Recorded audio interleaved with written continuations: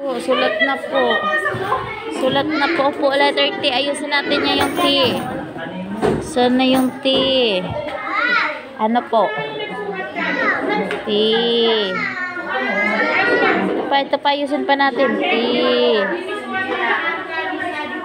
Ito pa. Letter T. Tinatamad ng aking estudyante.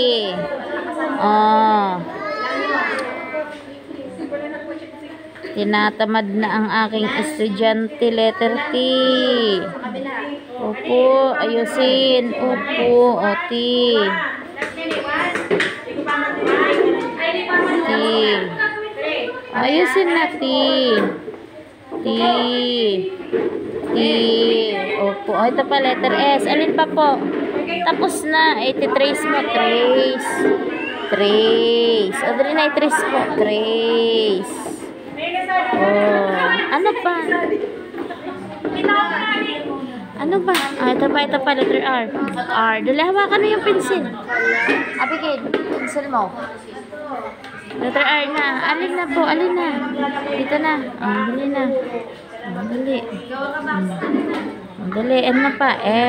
X. X na yun na. X. O, bilis na. X.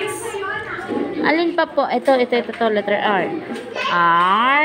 Ikaw na, dali.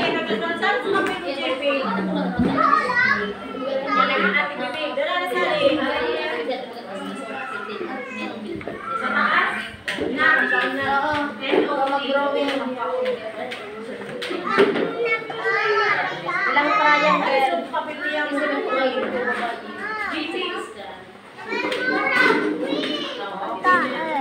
Sorry kasi pagkain. Kanina kapaking kakain ng pagkain. Dali na, ayusin na yung pagsulat ni Baby Kerbo, Biboy ko. Ayusin, dali. Ayusin.